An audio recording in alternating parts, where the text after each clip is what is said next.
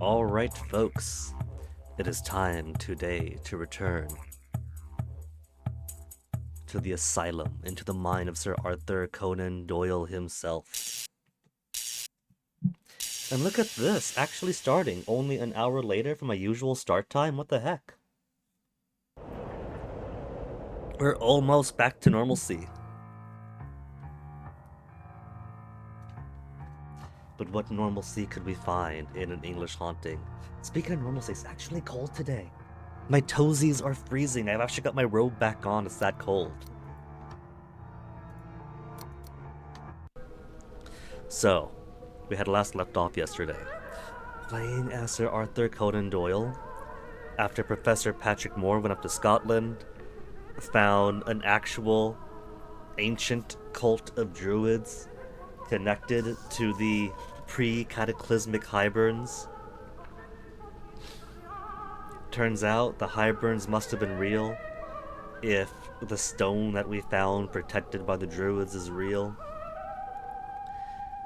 And Professor Ward's been found. Ward is now a ward of a mental asylum. Turns out that he was picked up by a coachman who brought him here, thinking he was going to investigate a haunting, but the moment he got here, he was committed and is now in cell number 31. I think it's Williams. Rector Williams from the university is suspicious as heck. The dean has been supportive of us, but Williams has been super antagonistic, and I don't think it's just because he's a stuffy Anglican having to look over a department of metapsychics.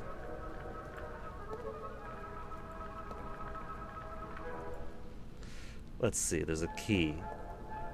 Master key that would give us access to room 31. And we would release Professor Ward. The warden here hates some music box music. He's not a fan of green sleeves. There's space in it for a necklace or bracelet inside, too.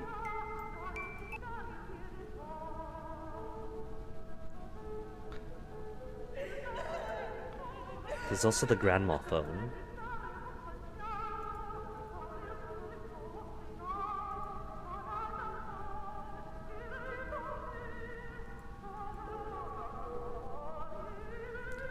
Carmen is a daughter of the guy who brings supplies. Is that information I want to know?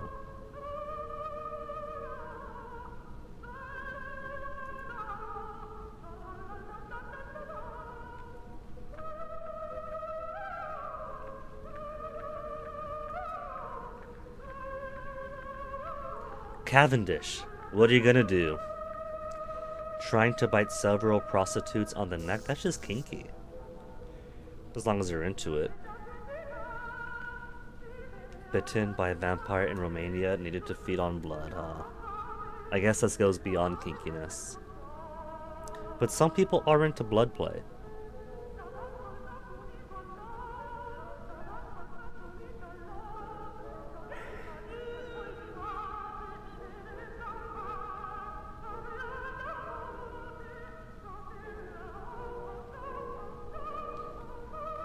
Cell 32 is confidential. Her identity. I think it's the one they were talking about outside, the cannibalistic daughter of the rich aristocrat.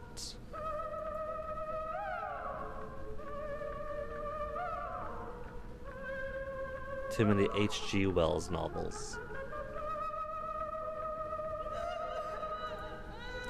And 31. He believes in ghosts. Lots of people do. They don't lock you up for that. So why is he in?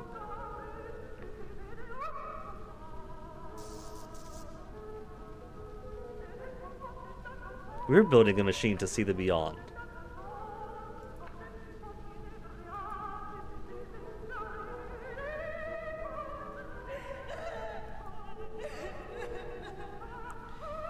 But the patient in cell 31's being held against his will, as is everybody else here.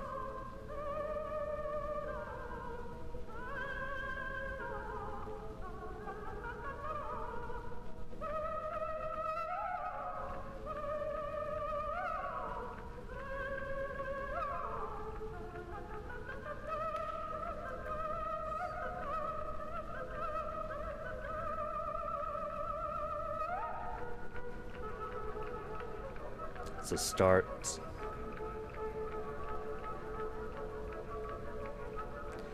So I think Williams schemed this to get rid of Professor Ward and possibly also made off with the £5,000.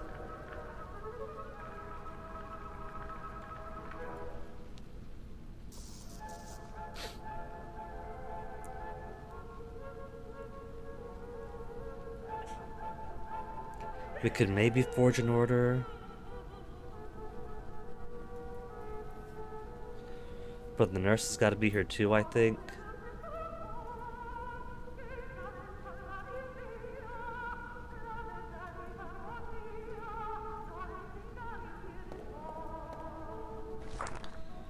Cell 30, Francis Cavendish suffers from an uncommon but diagnosed allergy to sunlight.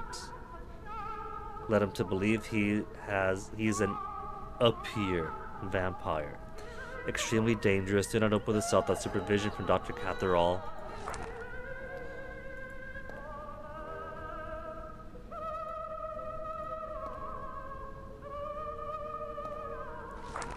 Nelson Ward.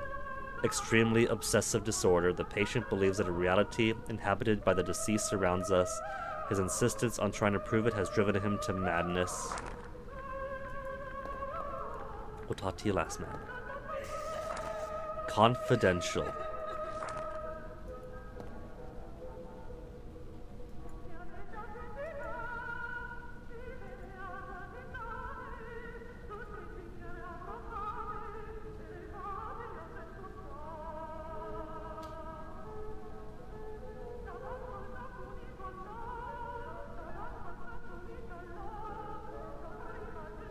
Well, we know it's not what it seems. We've heard as much, that Blackstone is way behind the times.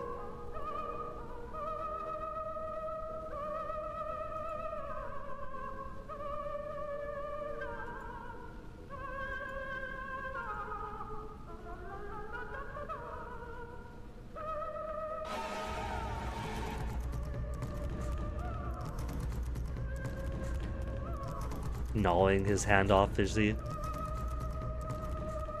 I figured it was, what was it, Ashbury or something?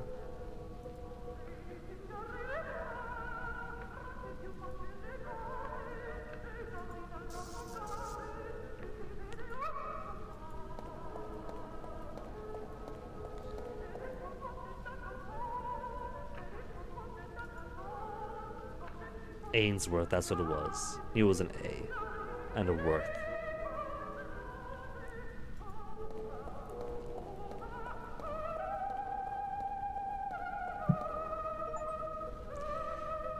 Achievement for talking to Carmilla.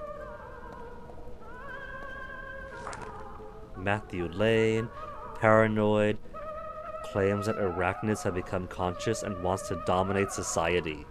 When the patient suffers a violent episode, it is very important not to enter the cell, but rather to try to calm the patient from outside. So now we have a need for the spiders.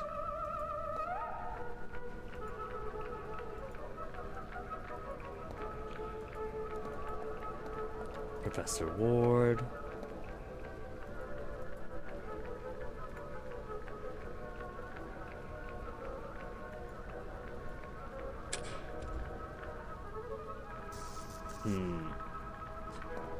So.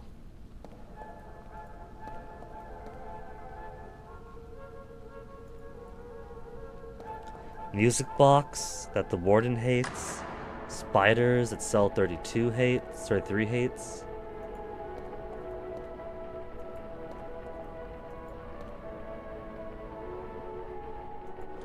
Not with his bare hands, and not with the umbrella. Oh. Music box, maybe. Fill the music box with spider. Yes!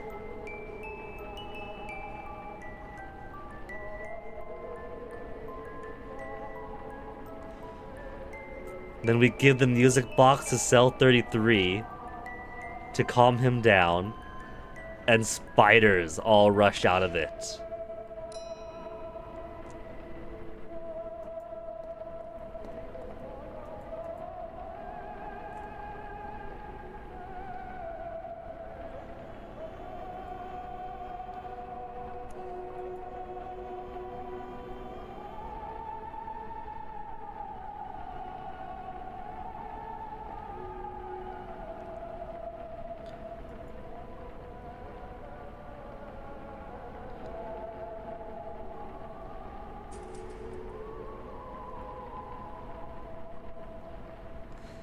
So spiders to 33.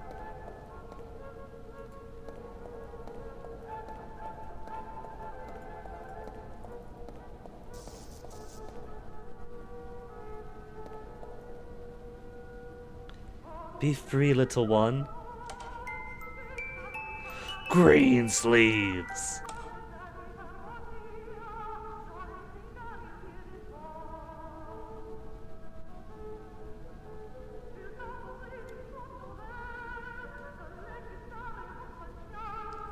It's only one singular spider, too.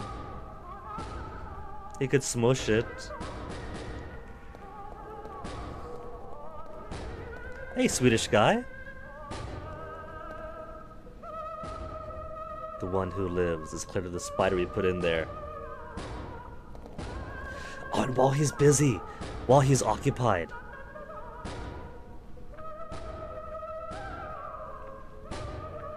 Forget Armitage's work, look at the key man. Sir Arthur Conan Doyle is way too curious about what's going on here. Take all the time that you need, Warden.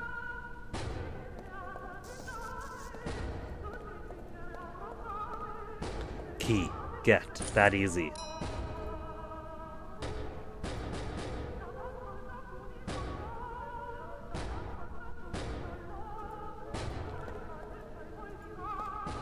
Now. It's the master key to all these cells, right? I could let everybody out.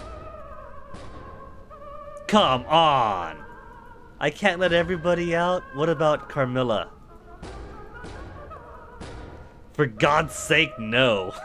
Alright, fine. Just a professor then.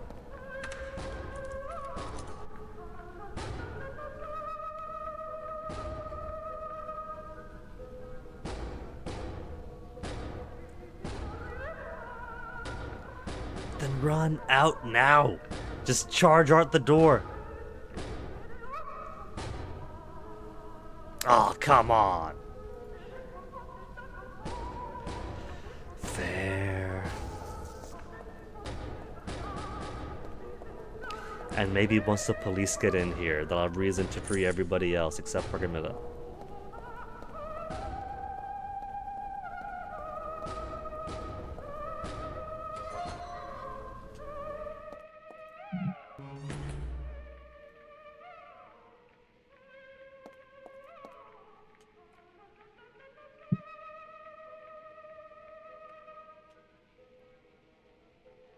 Yeah, but you know how Professor Ward gets.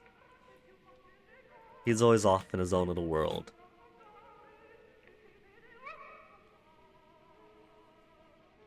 And good news on that front, his childhood best friend is already on hand, modifying the device.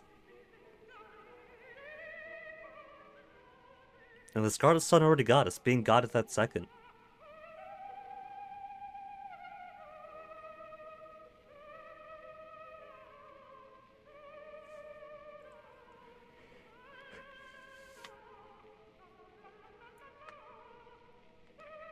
Drag Patrick into this. Patrick was dragged into this when you went missing, and the rector closed down the department, and the scandal lost Patrick, his house, his fiancée, his wealth.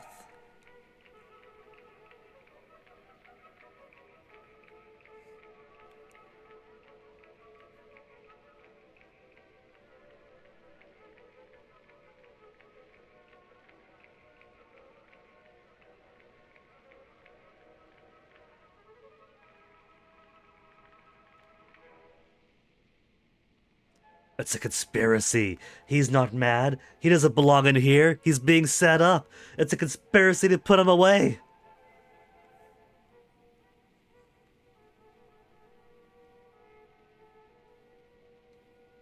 Yeah, Professor Moore's been busting his buns trying to find him. It's the rector. It's gotta be the rector.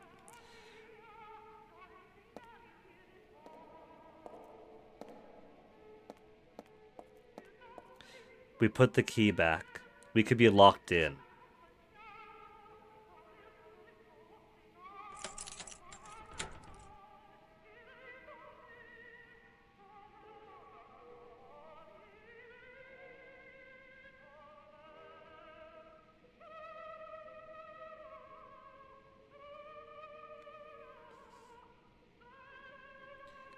Take your time, sir.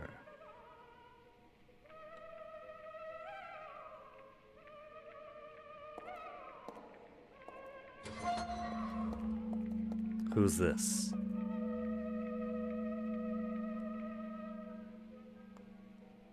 The Dean? Could get him out, but then why not? Is this the Dean's doing then? Is the Dean not as friendly as we let on?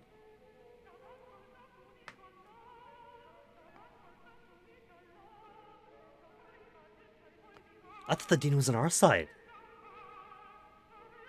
Because he was he was open-minded about the Appor, about the evidence,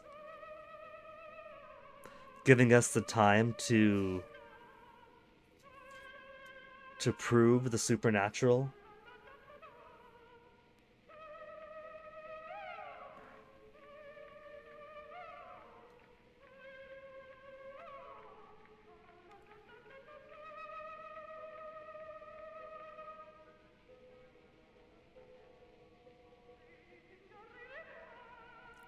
£5,000 in 1907 is a whole lot of money.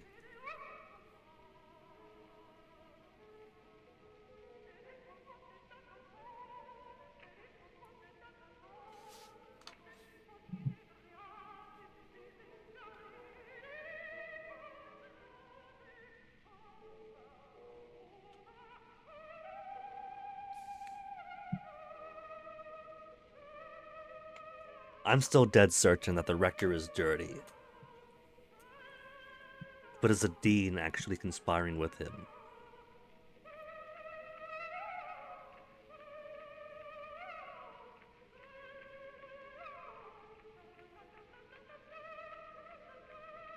We got a dirty umbrella and a music box.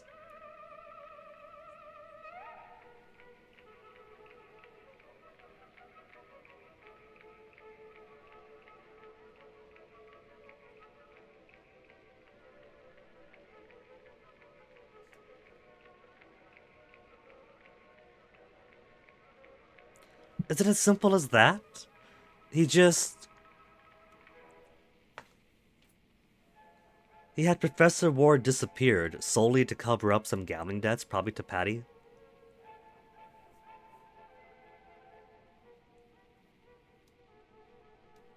I thought this was going to be so much deeper with, like, Rector Williams having a stake in the supernatural despite being an uptight Anglican or something.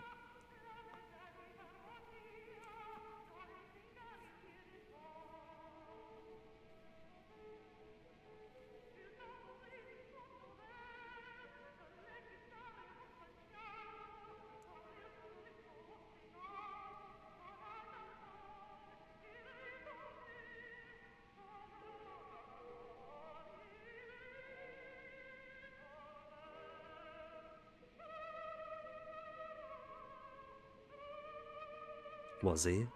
We don't know that the money hasn't been absconded. Debts of several £1,000s. The motive really is that mundane.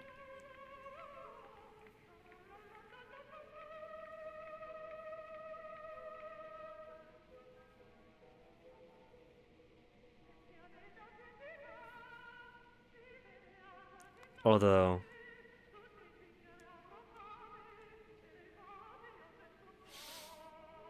the Dean has said that he is friends with the director of this corrupt institution.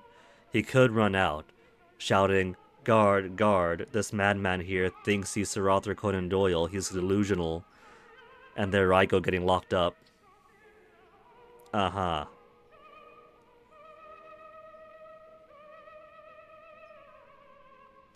Edwards is already dirty. Has he seen the state of this place?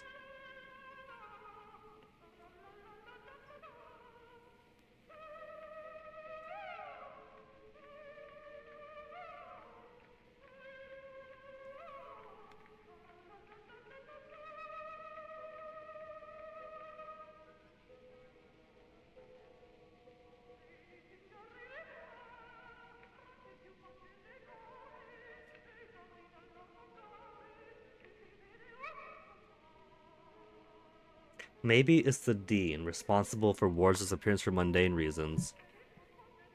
I really want to tie Williams into some kind of culpability.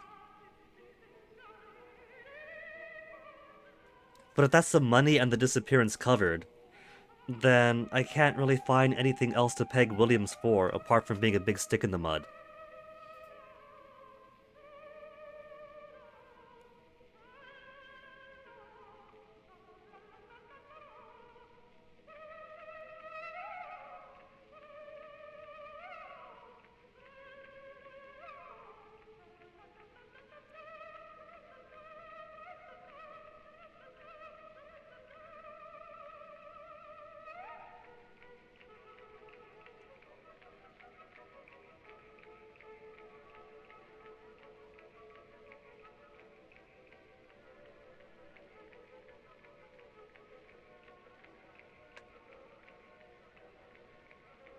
I wouldn't be surprised if director Edwards wasn't just doing this as a personal favor.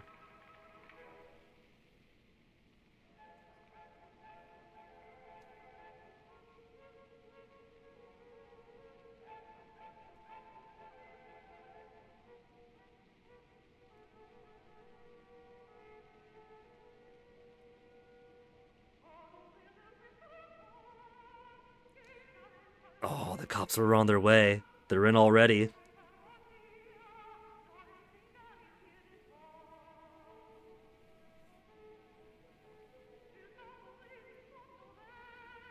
The weather wasn't cooperating right. It was all wet and chilly out.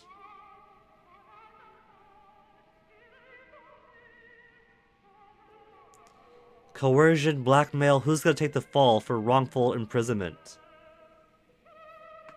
Detaining poor Professor Ward against his will. Aye, there we go.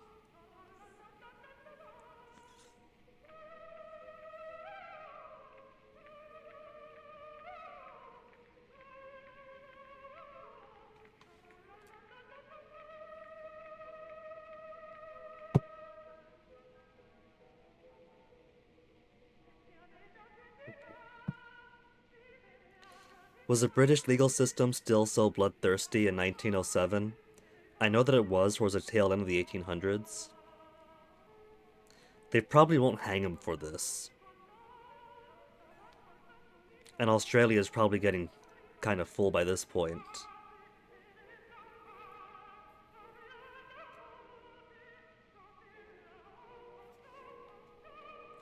You know, it's a bit of a stereotype that if the man is brilliant but socially standoffish, he must be on the spectrum. But given that he actually does feel a bit comforted and thinks a bit better when he has the compression and confinement to the straitjacket, could be.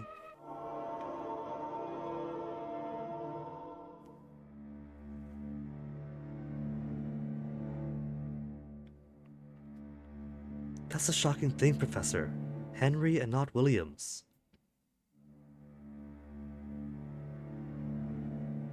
Was he a red herring this whole time then?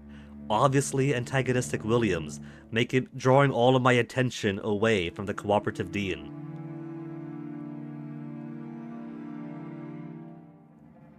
I can't believe I've been bamboozled by old literary tricks.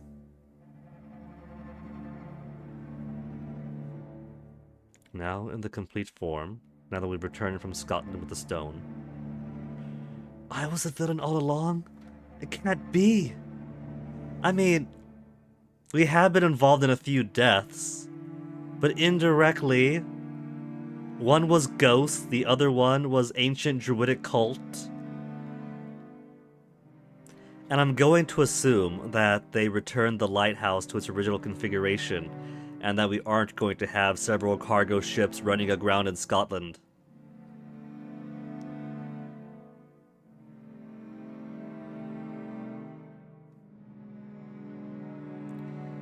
So we've assembled the box. We've assembled... Well, not really assembled. We've retrieved Ward. What if this brings us into the endgame? What if that's the end of Act 2 then? Because we've solved the mystery of Ward's disappearance and the money. We have the confirmation of a haunting at 34 Benwell Street, and have assembled a box that allows us to see into the supernatural realm.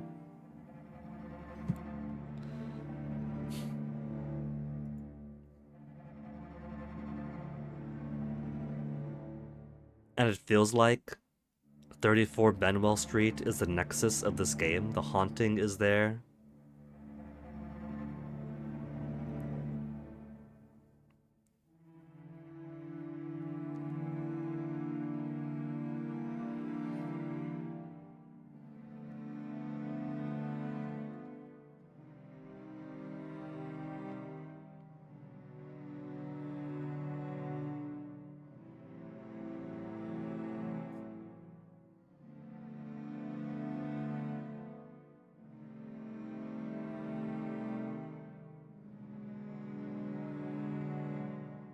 And with the disappearance of Professor Ward being solved, the money issue is solved, because that's £5,000 that was bequeathed to him that he was going to pay to Bennett, but Bennett's dead now. We got the stone. Don't gotta pay for that anymore. That's £5,000 in our pocket.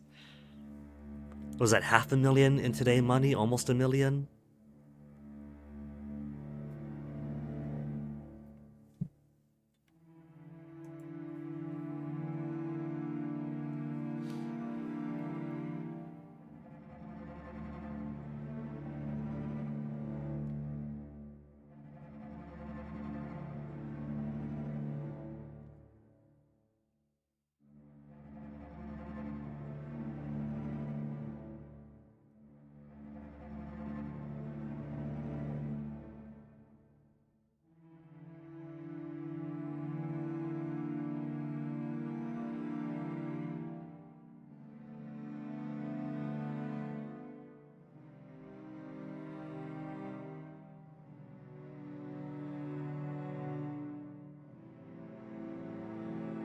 The Da Vinci of every time, apparently.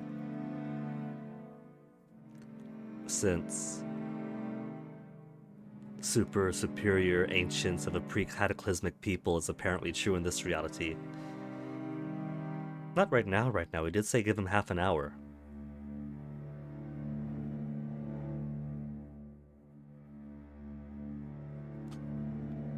They have bathrooms on the train, Patrick. What the heck?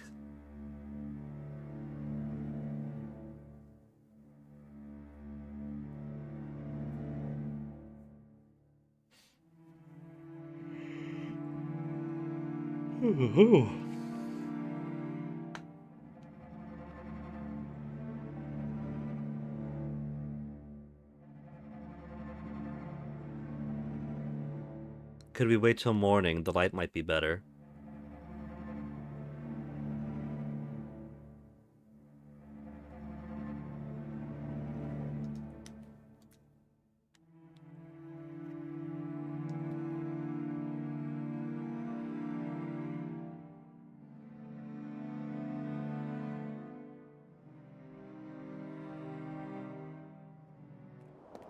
And no guards.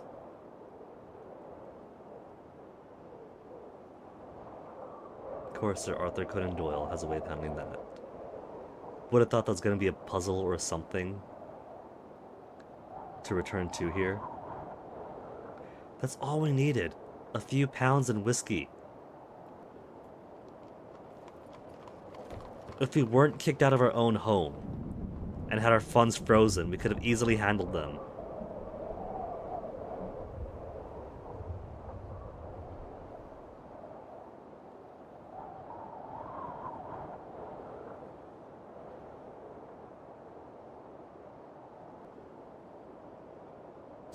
Professor, please get on with it.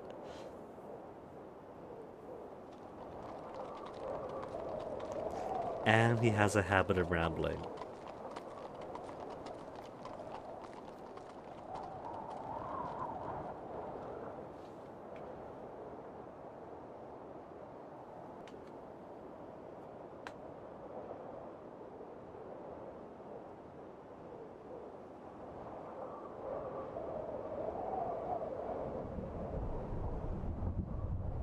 It's reminding me of when Fennec and I first engaged together.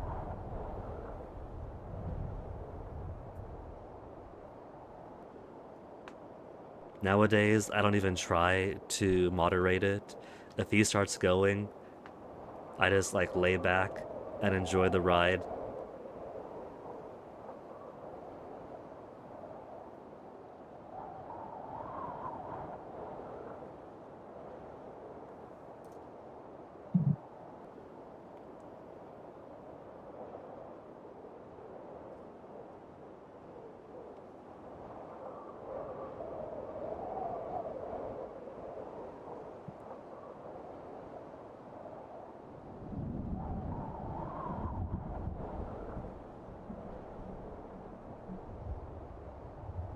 It's a good thing we have this recap now, which makes me think it is Act 3, since it has been a few days since we first went over this material. He even speaks in parentheses.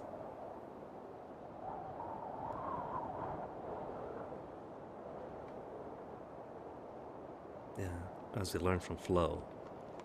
We know that now.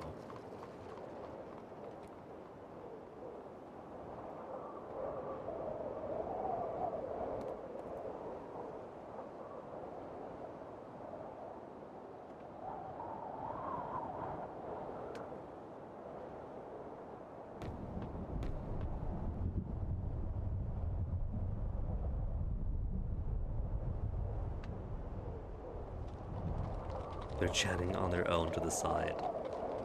Who's gonna betray us, Sir Arthur Conan Doyle or Beatrice?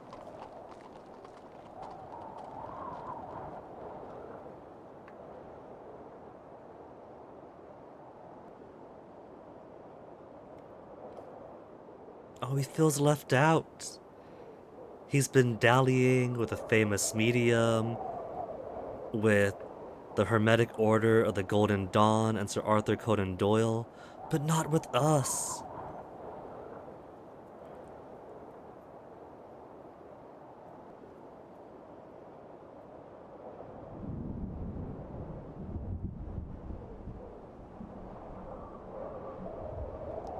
I'll betray myself, that is human nature. I don't know, this guy's had plenty of betrayals of his own. I don't think he'd squeeze himself in there too.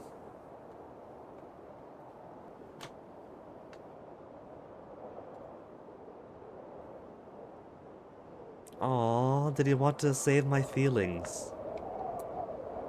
Didn't want me to feel the pain of disappointment.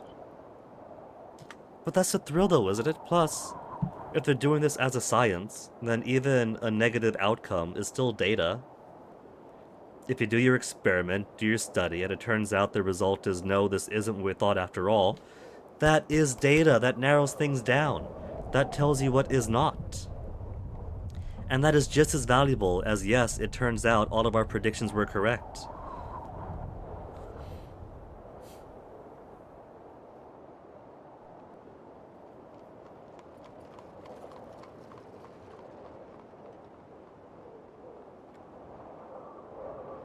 Given the summation, this does feel like endgame. Not just, oh, all this stuff could have failed, but here's all of your accomplishments up until now. Let's conclude this.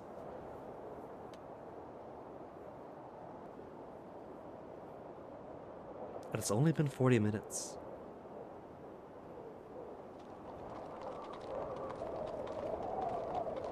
This might end up being short after all, unless it gets particularly verbose in the end. Could have time for grocery shopping after all.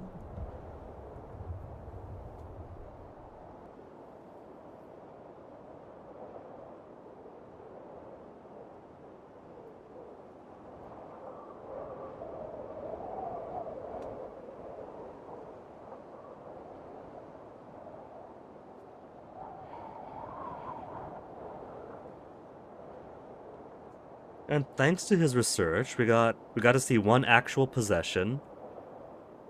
We got to see an Opor fall out of the sky, confirm the existence of an ancient cult of druids,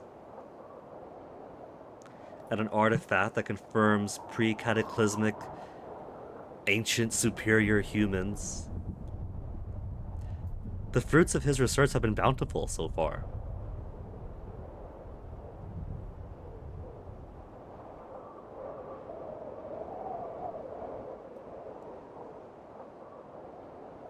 Oh.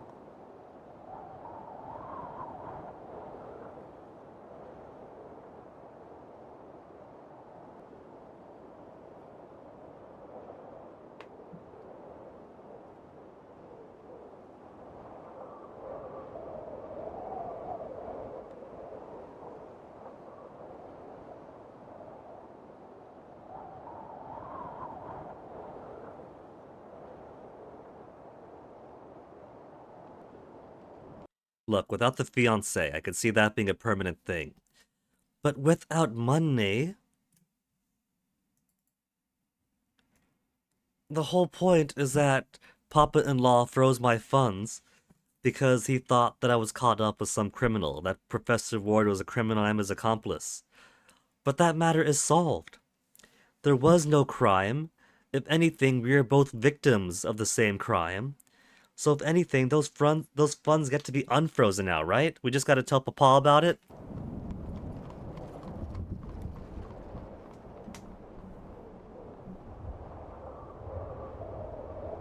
Then he would have lived his life authentically.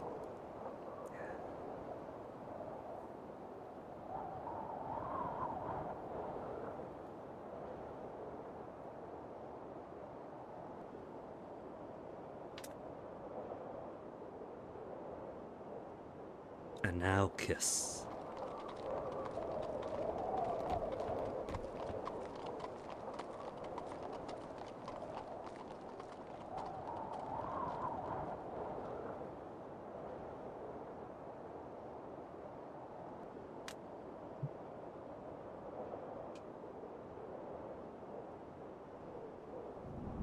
It sounds like Patrick's moved on at least, so good on him.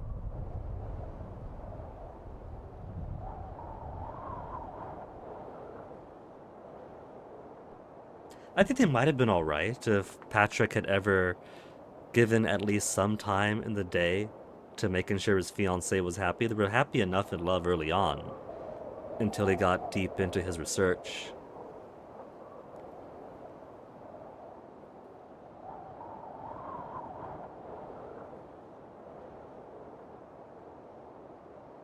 It sounds like, from her point of view, that no woman would have been happy in the end if he was just going to be that neglectful no matter who it was.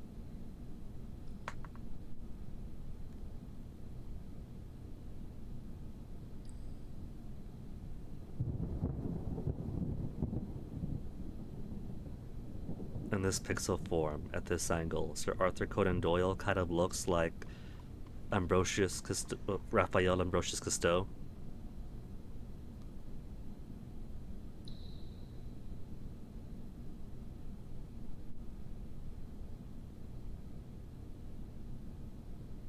Oh, he knows Flo kicked it.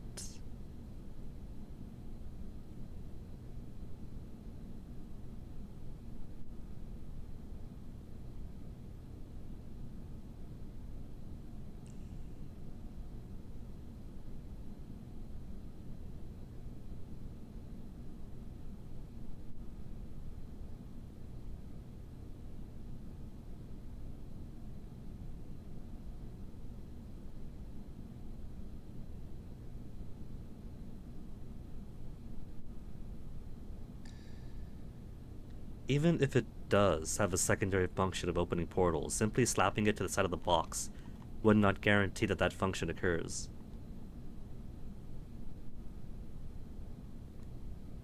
Photographic plates plural. We've only got the one left. Oh, he's divided the plate. 45 photographs. Kinda cool, but given the technology level here, if he's split the photographic plate 45 ways, wouldn't that drop the resolution? Would it be like a smaller capture field or something?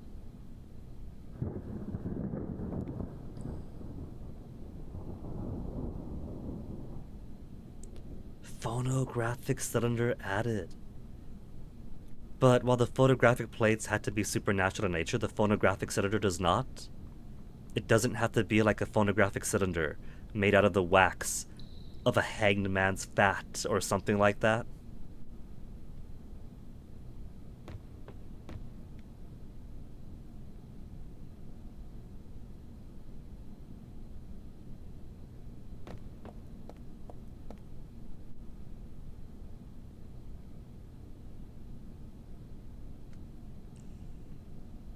And then I go upstairs instead.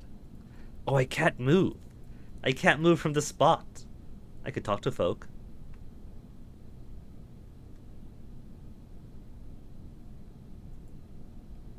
Being in this circle, unable to move, getting affirmations from my friends before pushing the lever does feel like it's kind of an end thing. What if we push the lever, and the lights turn off and it just cuts to credits like that? And we could have just finished this yesterday.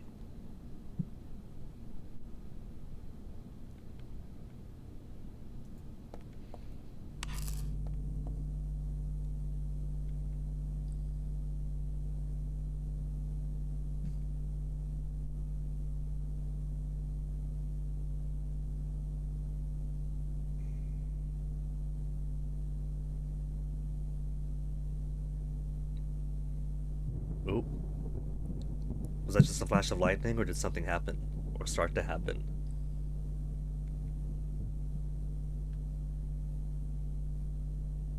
It's kind of a shame that we get co-authorship for just coming in at the end and assembling it, but Beatrice doesn't when she collaborated with Professor Ward all throughout the process. They collaborated, but I don't think that she collaborated with the machine, though, since she was only made aware of it with the blueprints. But she did work on it a lot more than we did.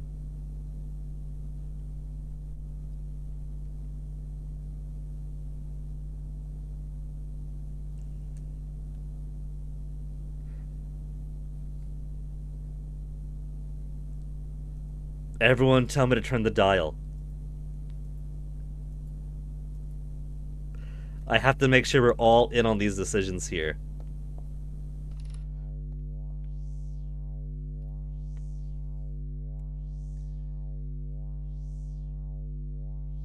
Is that my toesies are so coldsies today?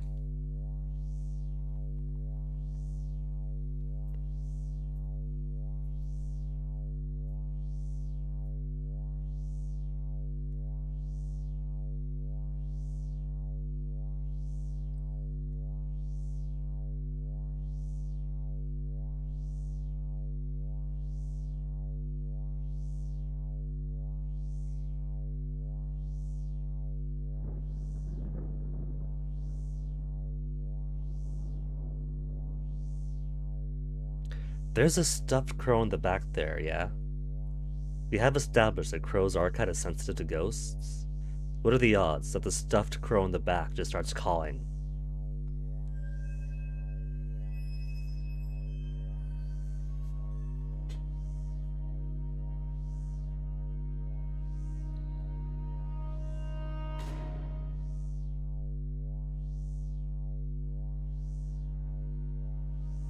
Give it more juice! More juice!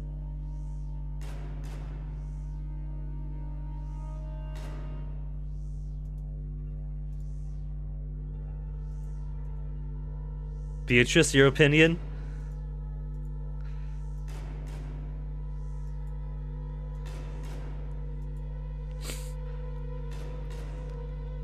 Both on different parts of the spectrum.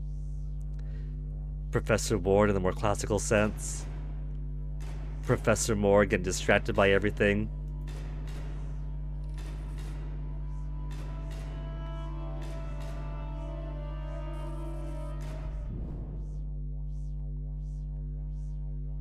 What's it gonna be? Is it gonna be possession? What have we not covered from the book?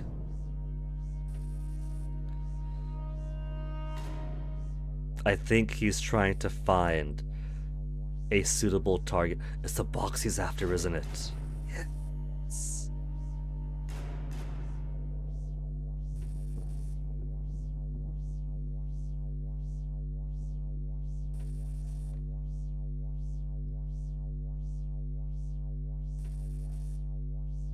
Crank the dial further then? 50? 70? Only 30. What to pick?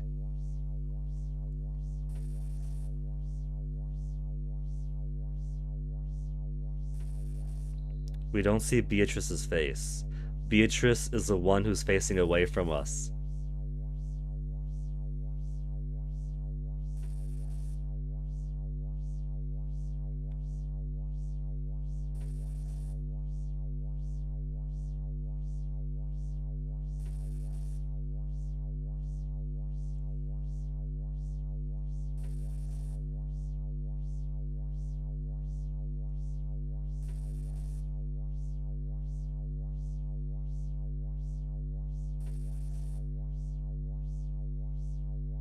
Evil in the air, thunder in the sky, and a killer on the bloodshot streets.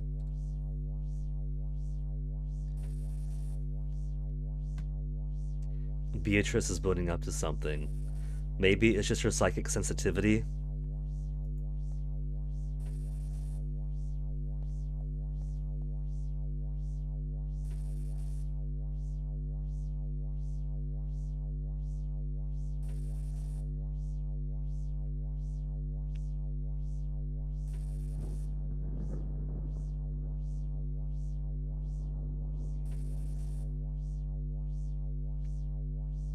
The only thing that we really have as far as a limited resource is the photo plates, the photographic plates.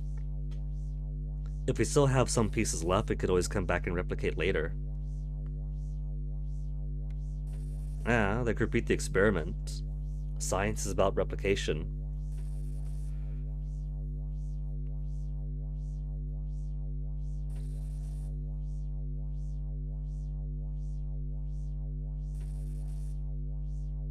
And we know that Eugene's photographic studio attracts ghosts because he's been taking all those post-mortem photographs.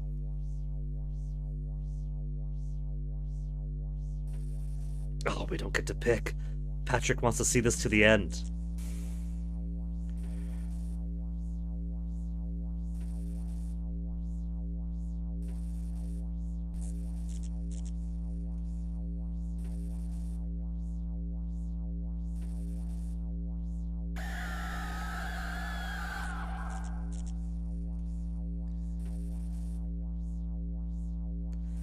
Okay, so we got an event, but it wasn't a hunt, so it's safe. And Patrick is standing in front of the device, so we only got a picture of his back. What the heck?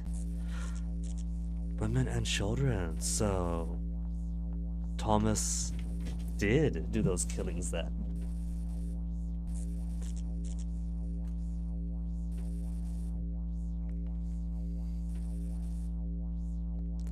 We're gonna end up losing the lives of one of our friends, aren't we? Could be Beatrice, we've already lost one medium. Could be Professor Ward, his ambition driving him to a terminal end. I'm assuming that Sir Arthur Conan Doyle did not die in a basement in 1907, so it's probably not going to be him.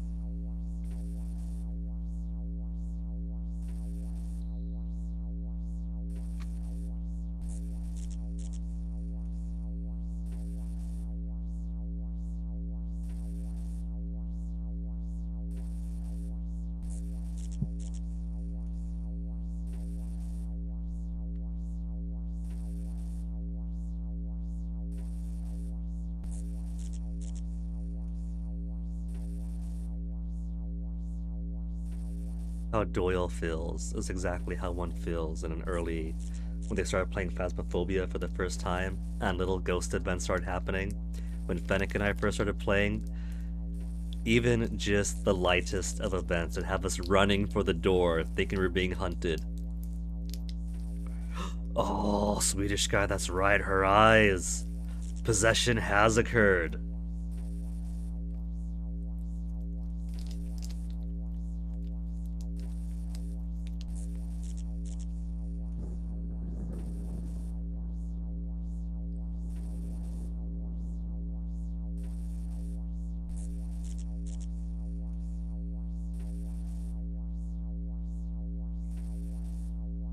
And the phonographic cylinder picking up this entire argument.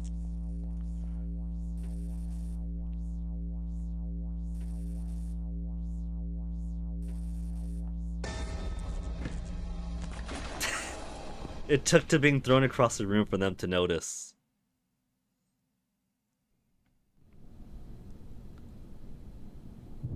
Oh, and the box is gone. I'm assuming he's also knocked out and not just watching us sleep. No, he's up.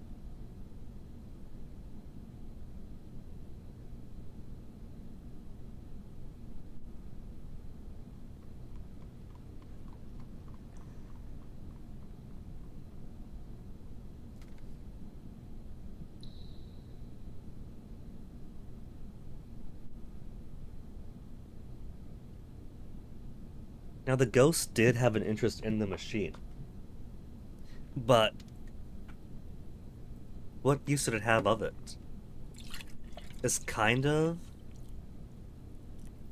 a modification of the machine we had at the beginning that amplifies ghostly presence, stimulates the supernatural. So maybe it wants the box as a way to prolong its possession, make it more powerful? Cement it into this world a bit more?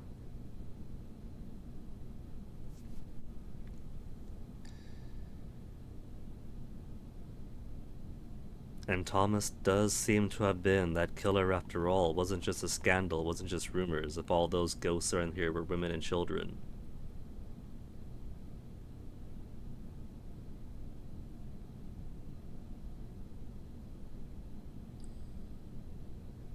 Oh, these folks with rubbery ankles. Not even rubber, like brittle ankles. What the heck? Like, mine must be made of rubber because I bend my ankle so much on purpose or walking around doing whatever, and it just springs back up.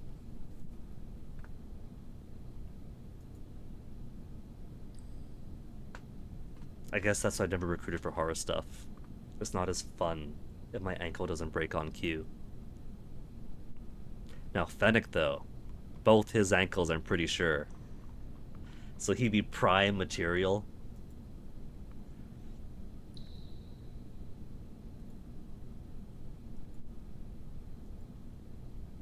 That gives options. He could save one ankle for one chase, the other ankle for the other.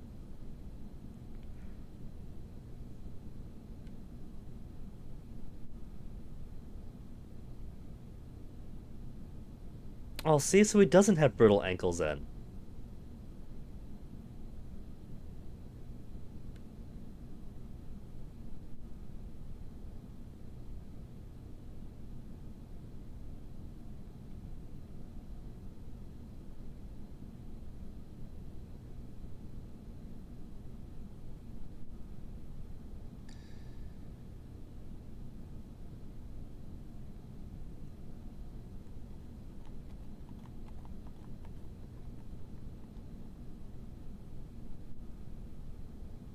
He could be of help still. Come on, Raphael Ambrosius Cousteau. Take that magnesium and join us upstairs.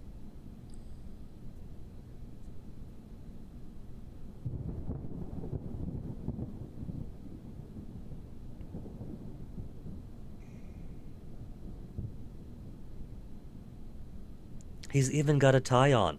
Listen to your tie's confidence, Bratan.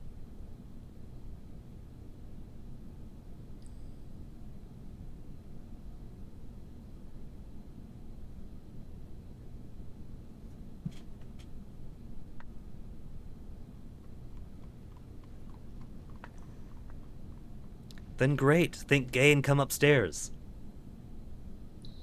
Bah, I can leave him down here?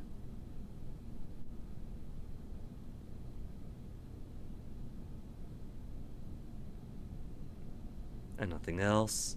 So up we go. We haven't actually explored the house itself. We haven't actually explored the house itself because it regards the last time.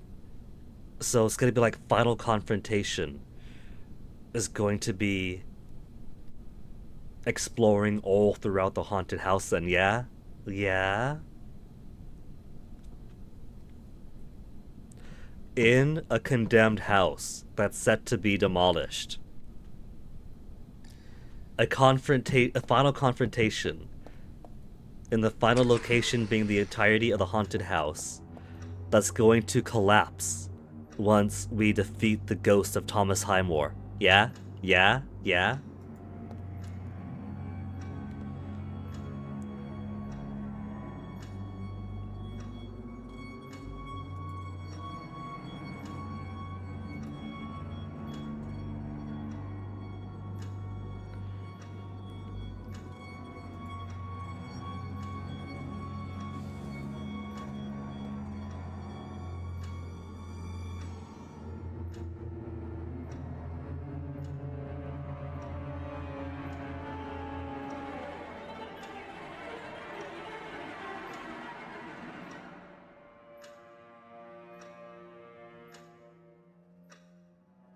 She responds to the name.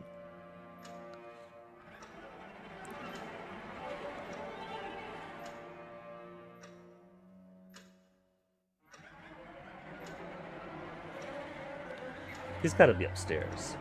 They gotta be like up in the attic.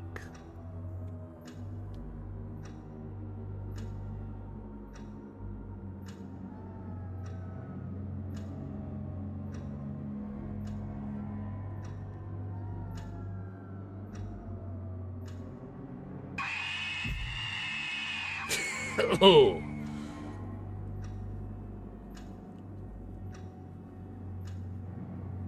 Avoid physical contact. That's some orange blood. I thought she knocked the snot out of him.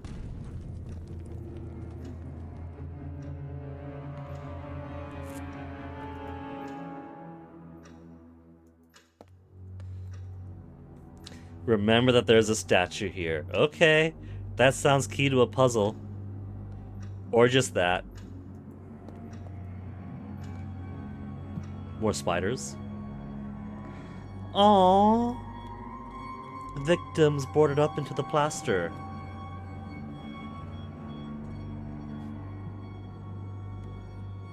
Mother and nurse, mother and child. Or child and nurse, mother and child. Turns mother and child. 4 months old only, poor thing.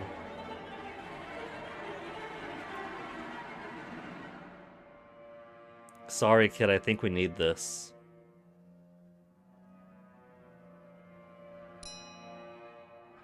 I'm amazed at the restraint of not making the baby mummy go like, ah, when you pick it up. Or something coming out from the darkness. Sorry, kid, thank you. Sorry, Mom.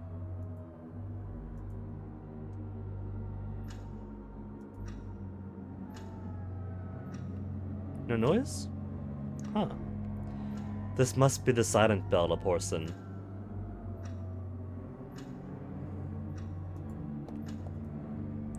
There's an upper floor.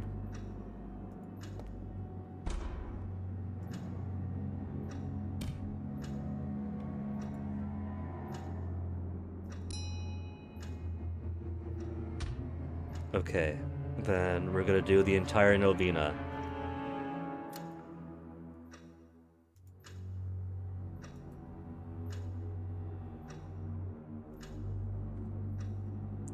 And every time we shake the rattle,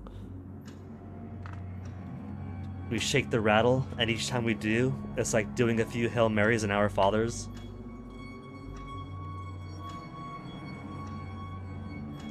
I can't go to rooms to the right, so I can only go upstairs now then.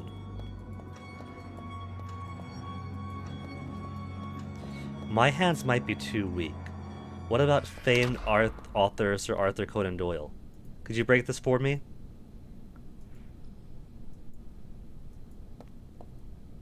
Anything in the trunk?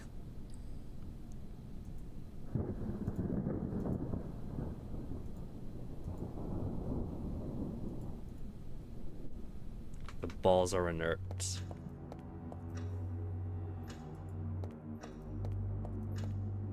I didn't mean to go back to the crack, I was just clicking to the right. Drape the rosary on the statue and pull. Same with the clock, same with the furniture.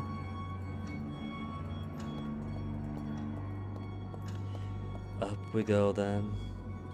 Oh, hey, B. With the box.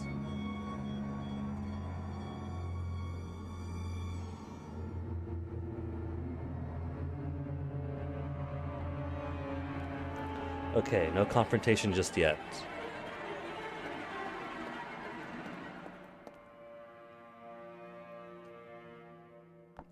She's old. That body isn't going to last.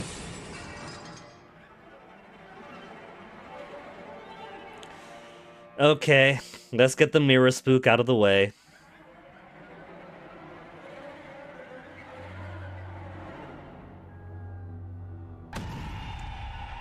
Got the mirror spook out of the way.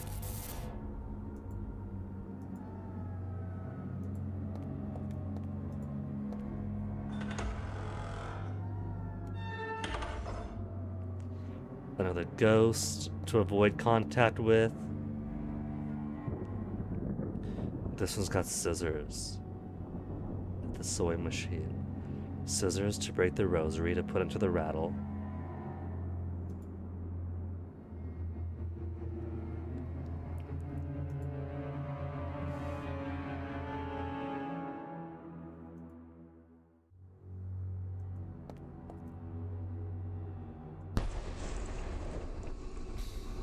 Someone does not want me to access the trunk.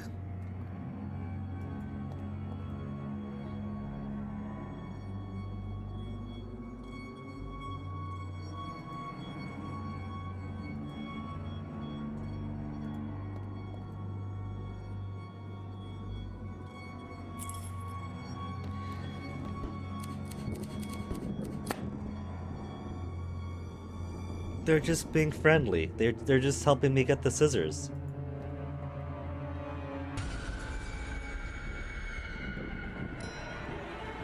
They know we're here to stop the haunting, yeah? Yeah? And this is their way of offering assistance?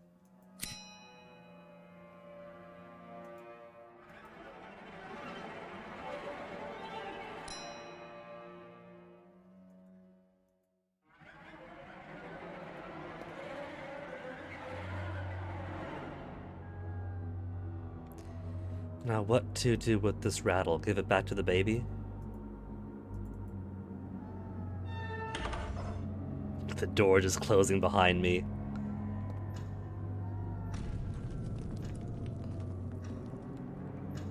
That does not look like it bodes well for Sir Arthur. So I can't open inventory in there. What about rattle to crack? No. Well, gotta check on Arthur. Maybe this is gonna tutorialize that I could use a rattle to shake off spirits.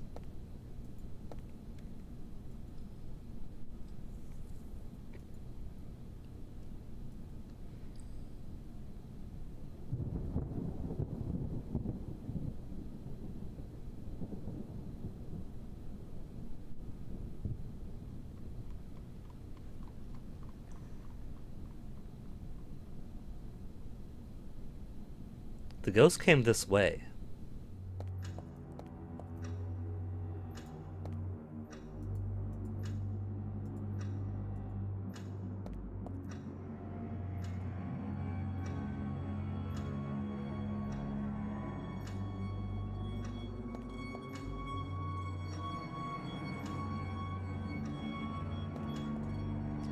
I'm a bit worried that that ghost came from here and flew to the left.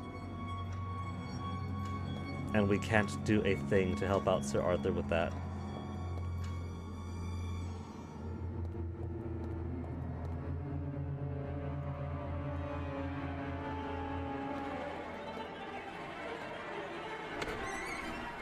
Dark room? Ooh.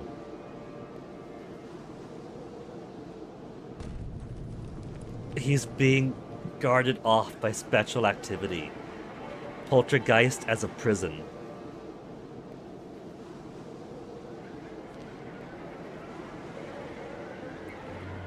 Will rattles help against poltergeist? I got a rattle now, a holy rattle, now that it's got a rosary in it.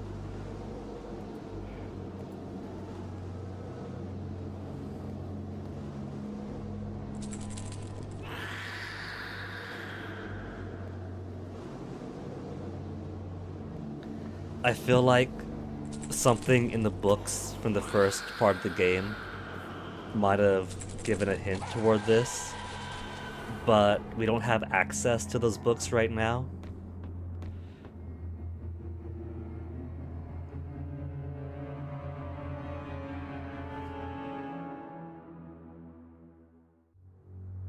From its own corpse.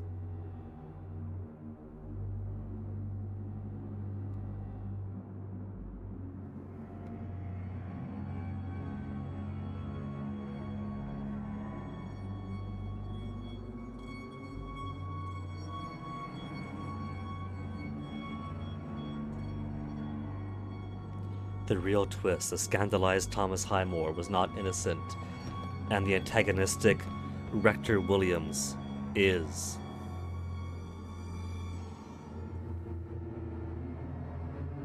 We have not tried to open it. We were saving it for last, in true adventure game fashion.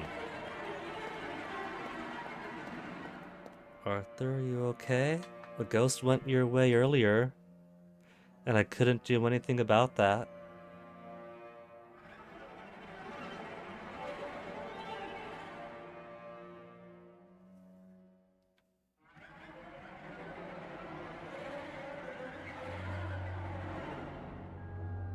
A force? An apparition? A poltergeist? We got it rattled, just shake the rattle at it.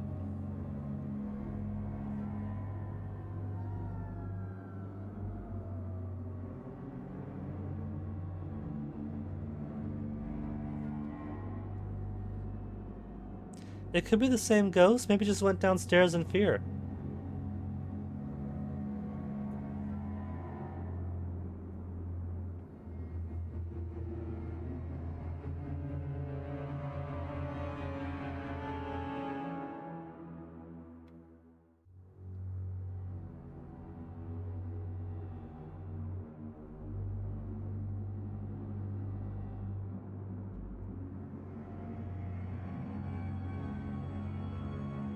How does one normally separate the spirit from the body?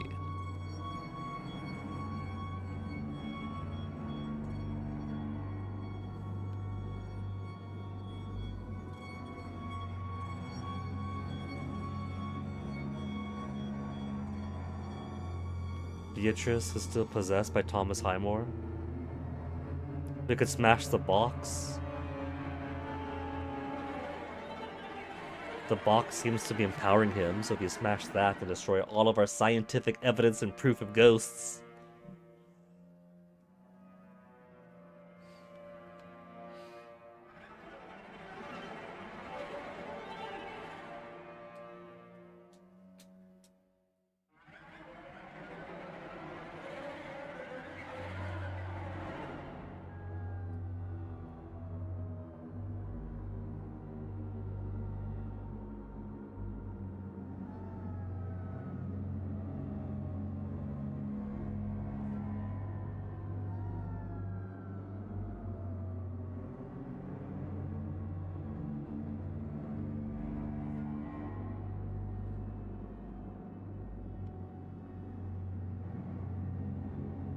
The house is falling apart. We got 3 burly men, just smash it down.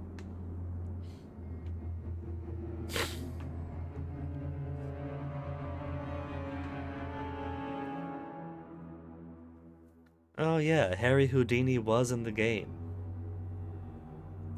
Hey, Toasty. He came into the room, went meow, meow, and then sprinted out.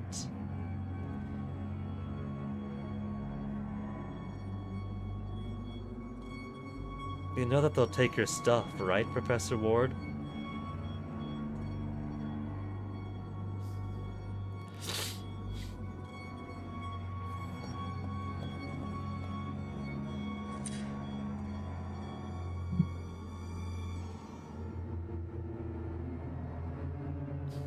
Man, this really is just the end of the game, like an hour and change into it. It was kind of a shorter stream yesterday at like 3 hours 40 minutes. We could have pushed to the end, but I did have some administrative stuff I had to do.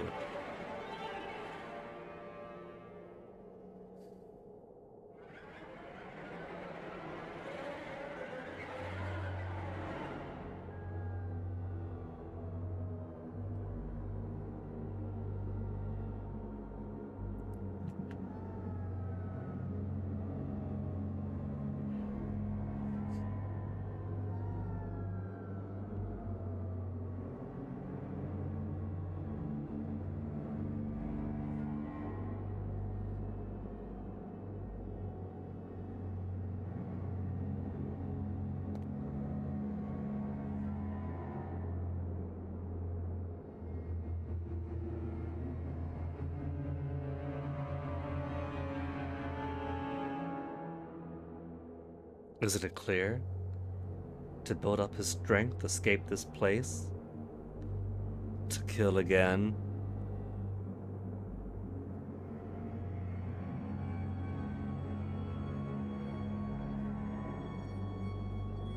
And it has not, so he wants to escape the after. No? Wait. Toasty?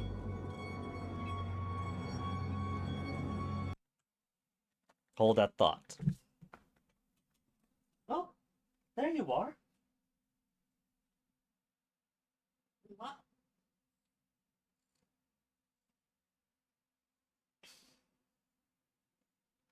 What's up, Toasty? What's up, little Toasty Toe? You just want to hang out in here? Do you want to play?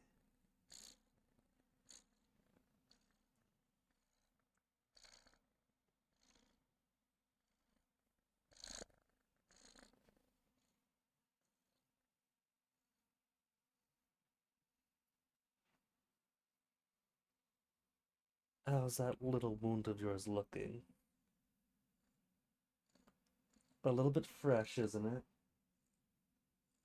Here, you want to hang out on the bed, Toasty?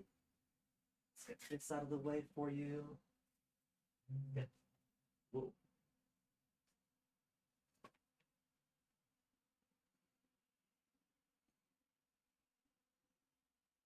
Hello.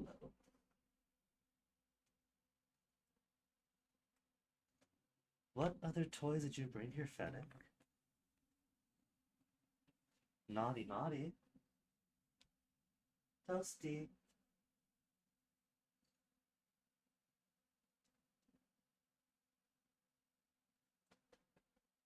Here, let's get you up. Wow. If you go over here, Toasty, it's super warm on this blanket. And in the blanket, since it's a colder day, careful, those are tacks. Tacks are not for playing.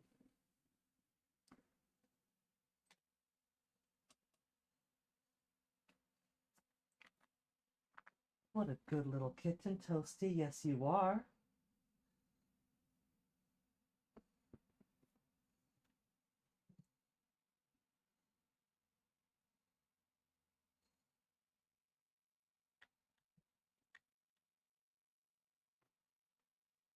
Just gonna hang out down there, Toasty. Just gonna hang out down there.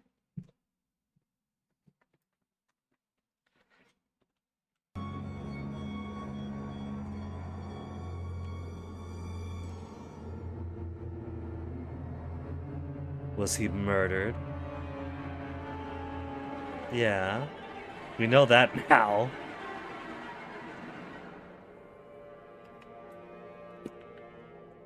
That it was his escape. Rather than escaping a scandal.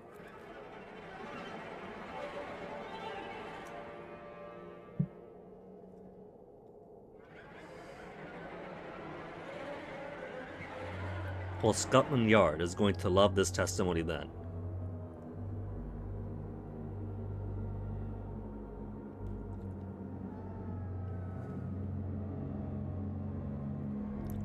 Thomas isn't gonna want that.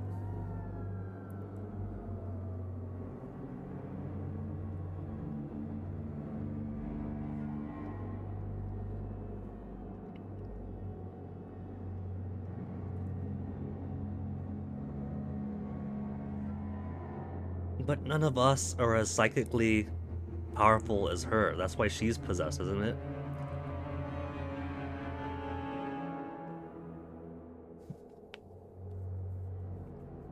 Then we become ghosts. We know that ghosts are real, and the device is empowering all the ghosts here. As ghosts, we could attack.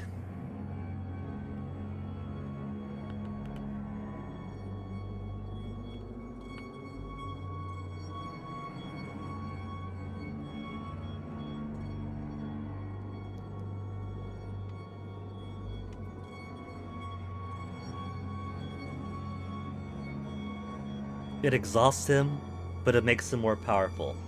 But it exhausts him, but it makes him more powerful. Smash the box! Take the power source out at least.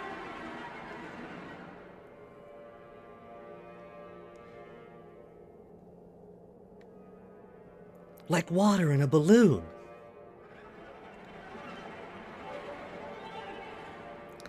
This is going to empower him to the max. Manifesting to turn the dial exhausts him, but turning the dial does make him more powerful.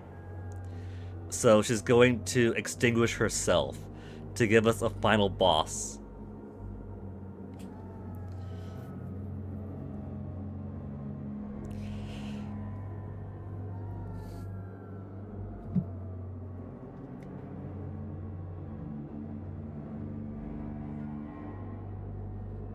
And that is going to be the Order of the Eternal Wind Druids at the last second to our rescue.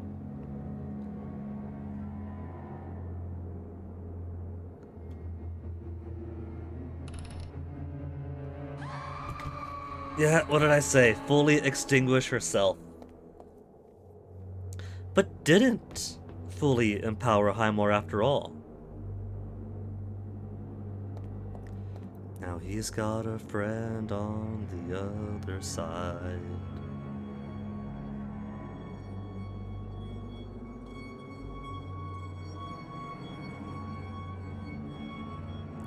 She's gone, buddy.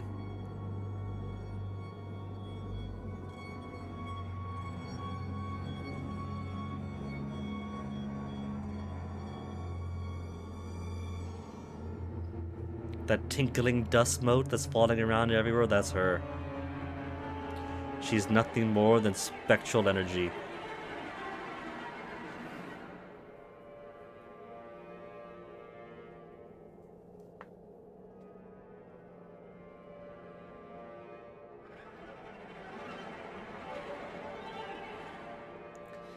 Yeah, your childhood best friend. Is there actually going to be an arc to find her? Aww.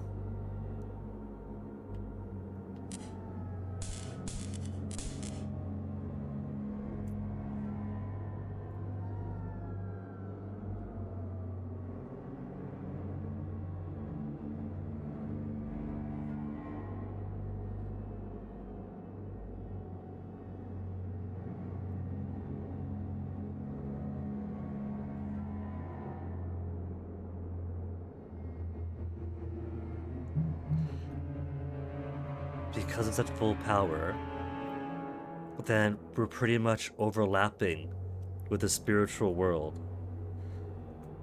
And thus, might be able to pull her into our own? Yeah? Is that gonna be it?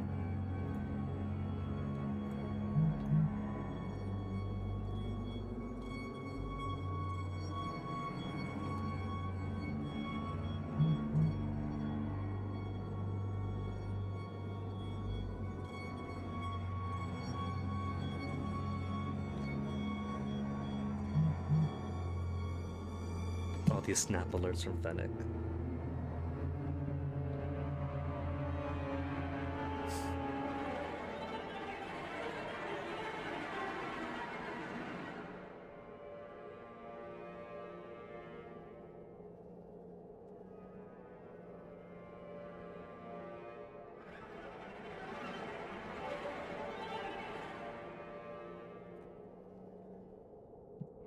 Now the next question is Professor Ward going to lose his own life in a desperate attempt to save his childhood lifelong best friend?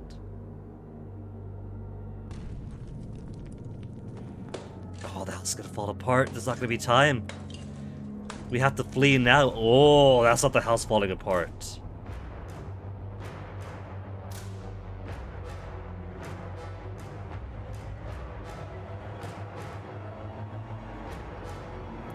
So at maximum power, the device really can open portals.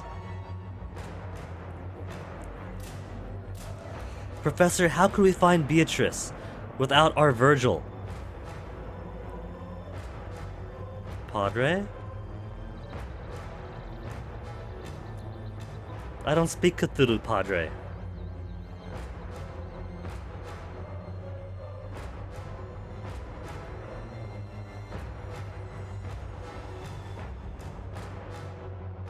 Given the small arena here, I can't really see this being like a final puzzle, because you've only got the box, our friends. Whatever puzzle we can do is probably going to be just shut the machine off before it's too late.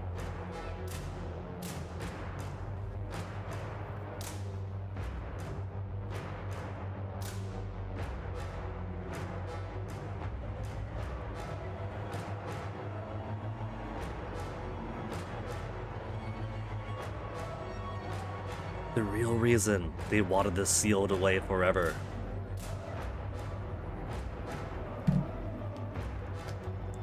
Vertagen? I recognize Vertagen.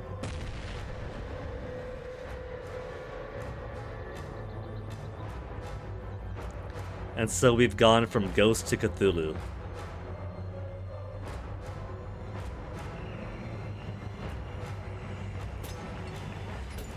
Oh, he's kicked it shut!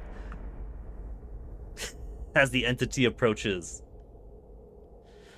See, even when it could be a final puzzle, it just automatically goes through it on its own.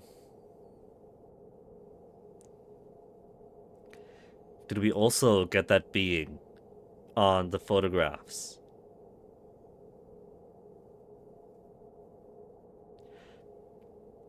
Thematically, kind of a transition from gothic horrors and thrillers to the era of weird fiction and cosmic horror, right?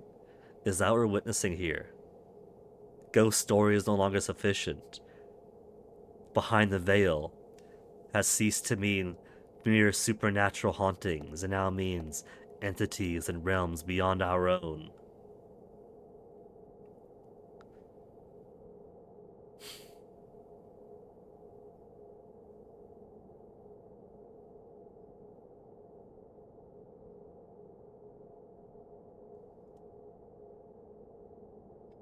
And then the door opens. Hey, Arthur, it's your friend.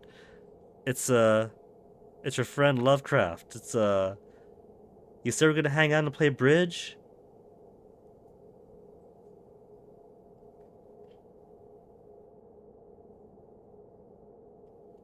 I forgot his name for a second. It can't be Hewlett Packard. That's not right.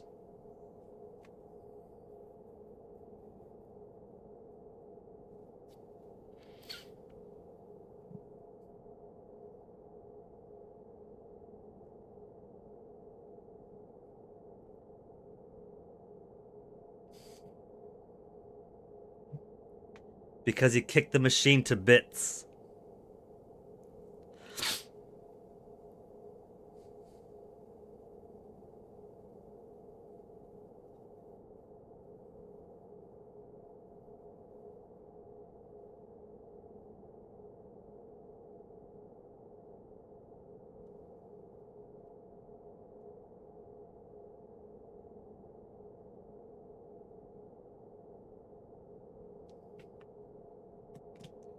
So we'll do our ghost research study. We'll publish that and simply leave out the other stuff. We'll say it didn't work.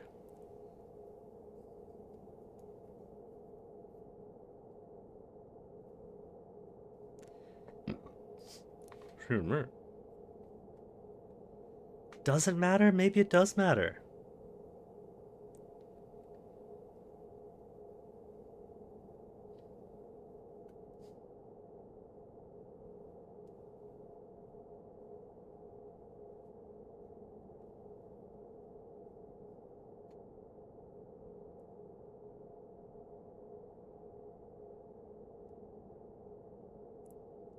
The most sensible thing to do is just forget about it. Whoops, we were the beacon. We showed them that they could approach our world through the afterlife. It's gonna happen. So let's just go to the... Crowley will be disappointed. Alistair Crowley's in here too. They're gonna approach our reality eventually. Let's just have a pint. Enjoy our time while we can. Just try to live in blissful ignorance before we get to blissful oblivion.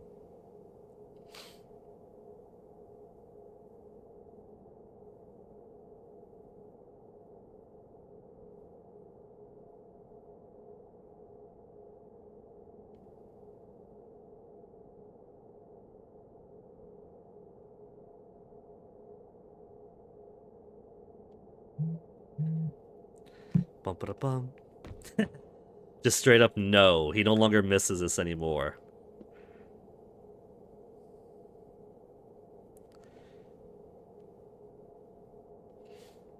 Women mediums have a hard lot in this game, don't they? Universe of Madness achievement.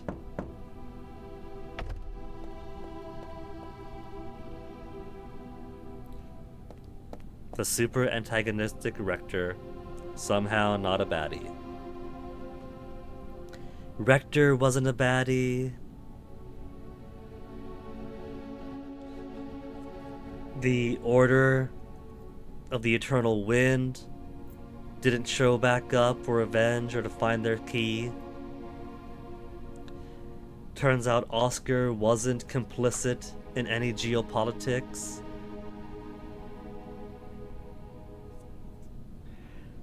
The Hermetic Order of the Golden Dawn clearly isn't enough into the geopolitics to push anything.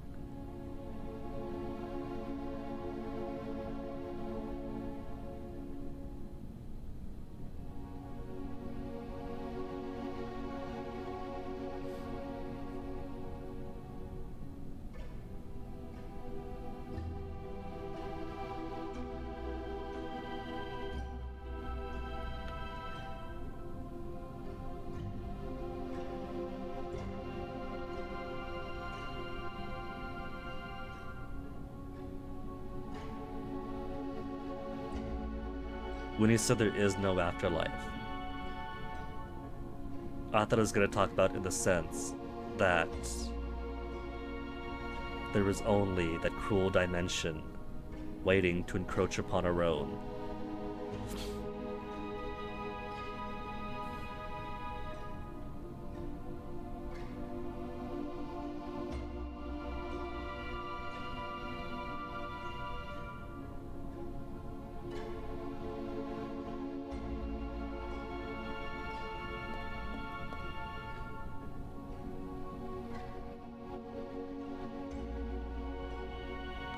Didn't file a complaint? Kept silent about the matter? Come on. He ruined my reputation, got me broken up with, I lost my house, I lost my funds. They were willing to throw me under the bus. This isn't the only university in London.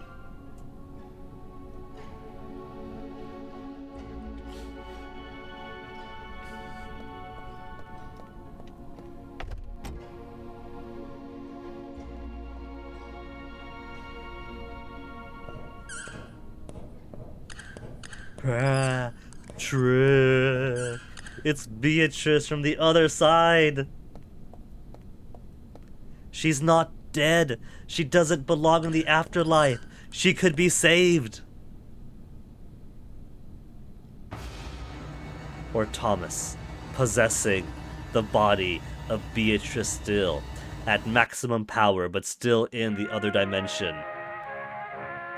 Well, that was fun. Compact little adventure game, heavy on the story. There are a few things that I do wish were more puzzle. A lot of things were kind of automatic through the cutscene.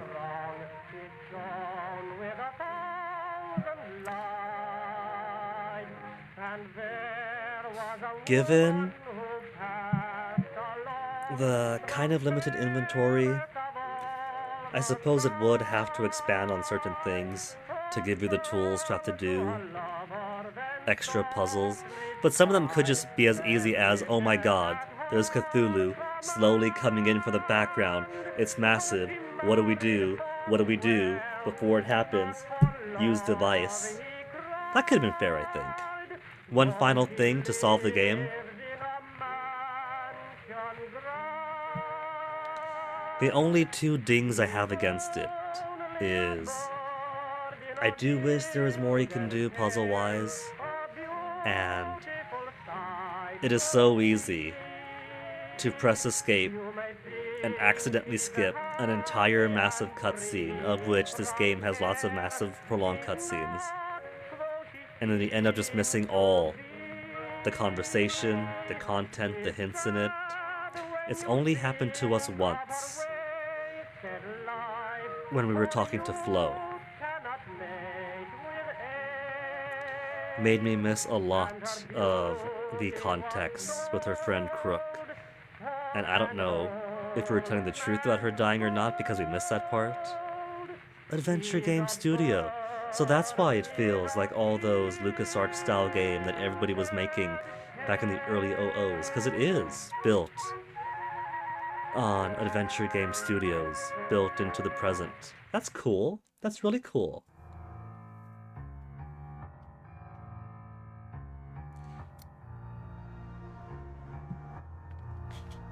And I suppose a third minor thing is that there is text speed normal and text speed slow, but I kind of would have liked text speed fast.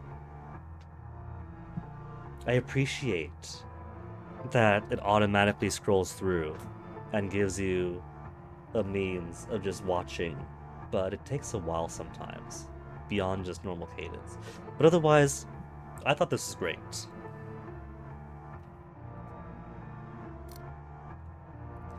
An excellent purchase this Steam summer. Kind of expected it to be like, what was it? Hobbs Barrow, where it has a story it wants to tell. It gives you a concise adventure game, and it basically has. Though, in comparison to that one, heavier on the story than the puzzly stuff, which is alright. That is a choice it made. Ooh, Cricket update.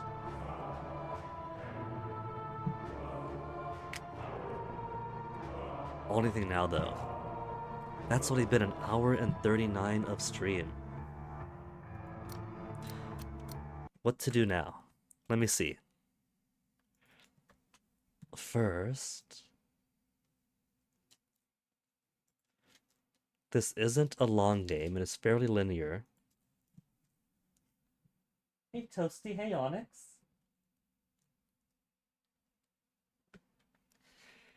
There's not too many places for branching, but it is possible to skip looking at certain things or talking to certain things. I have managed to beat the game with only 18 of 27 achievements.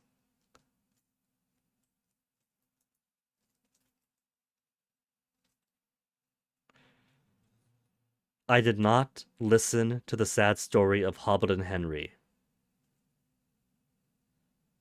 Check the notice board. If you want to be a good archaeologist, gotta get out of the library. Which notice board? I thought I did. The sewing room. Face your fears again. Oh! Grand super horror. Have a look around the library. Didn't we? We looked around the library. An Edward Keller film. Enjoy the seventh art. We didn't have access to money. How would we have done that? We didn't have a single penny to buy our way in. Do you know this man? Confirm that Kate is acquainted with Professor Ward. How could we have done that? Ruth LaDouce rejected a lovely lady's advances. A gentleman must know. Put your manners aside and behave like a child. A question of hygiene. Damage physical evidence. I think that would have been putting the pocket watch, the rapport, into the bucket to clean it, wouldn't it?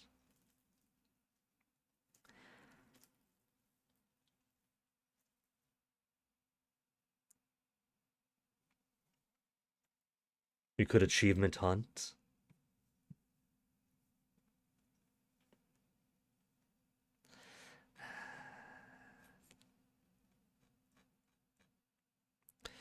So what now? Do we start on something else? I have had a hankering for replaying XCOM Chimera Squad, for replaying Long Live the Queen. I've also got Epic Games Library, of which I do have XCOM 2 that I haven't played yet and kind of want to.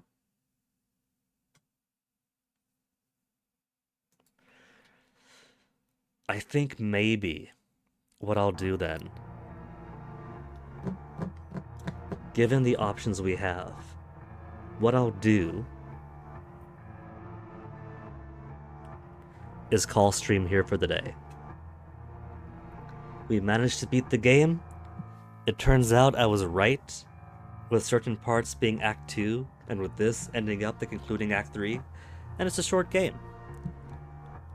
Could have fit it into 2 or 3 streams if I wasn't super busy this summer, and just doing short ones when I do squeeze some time in. But that's alright. Got a good pace for it.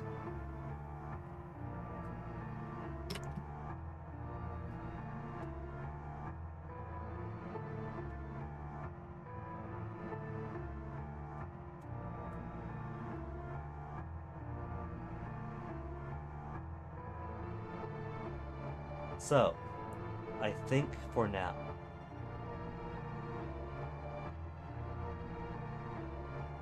let's go raid Catbot soon, playing Kingdom Hearts 1, and then I will enjoy some time with the cats, do some grocery shopping, and simply get an early start on my day. How does that sound? And we'll decide later on what the next streams will be. Maybe we'll do some XCOM. Maybe we'll do some Long Live the Queen. Maybe I'll find something really cool in the Steam Summer Sale and start on something else.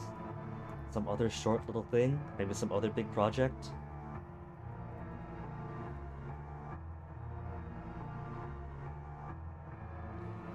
For now, folks, thank you for hanging out.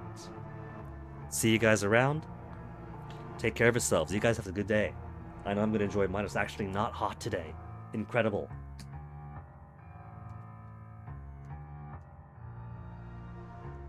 Now get out of here.